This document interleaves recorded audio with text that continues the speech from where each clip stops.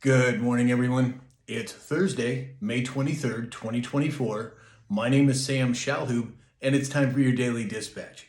So first up, yesterday, the Republican National Committee headquarters in D.C. was on lockdown. Hazmat teams were on scene.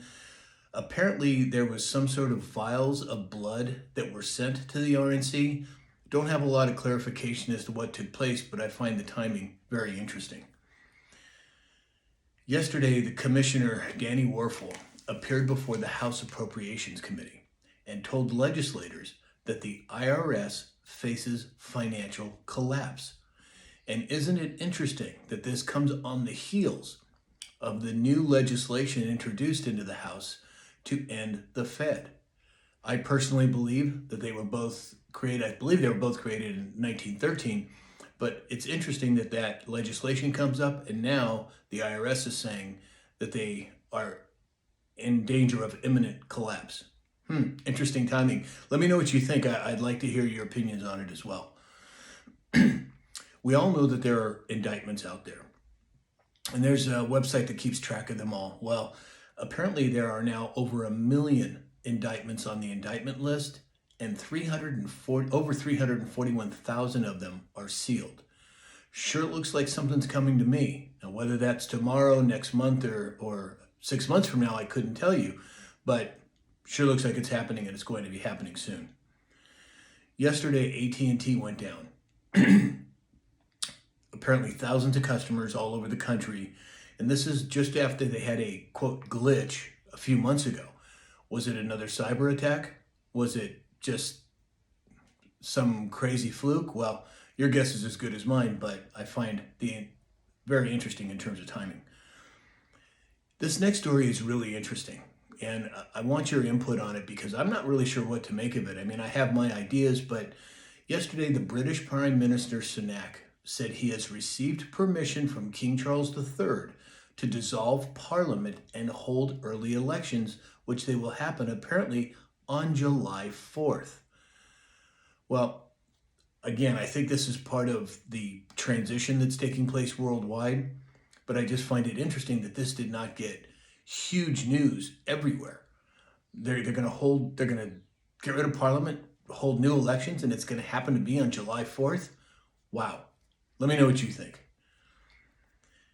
The House Committee voted to release docs from the Hunter Biden deposition, and they say that they can prove that he lied under oath.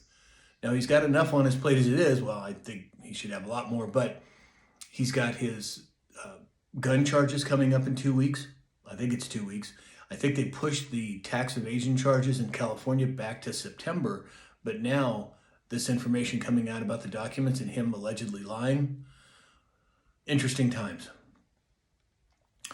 Joe Biden will not appear in Ohio's November presidential ballot, according to the Secretary of State. Apparently it had something to do with filings. He didn't get it in time.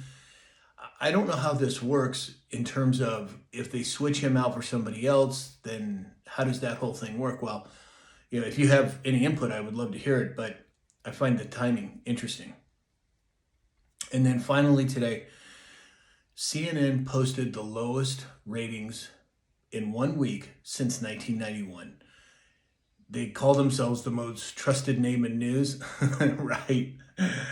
They drew just 83,000 viewers aged 25 to 54 during the week of May 13th through the 19th from 8 to 11 p.m. As I said, it's the lowest rated week since 1991. Well, we all know why. People don't want to hear garbage anymore, but they want to hear the truth. And this is just another example of it. So that's all we have for today. If you'd like to support this channel, go to mypillow.com, enter in the discount code SAM, and get up to 80% off of all of your purchases. And here's another example of the MyPillow products. These are MyPillow slide shoes. I actually have a pair. Mine are black, and they're much larger size than this, but they're great, they're comfortable, and they're really cool. And again, we need to help Mike Lindell out. He's doing a lot for this country, and I think it's the least we can do. So that's all we have for today.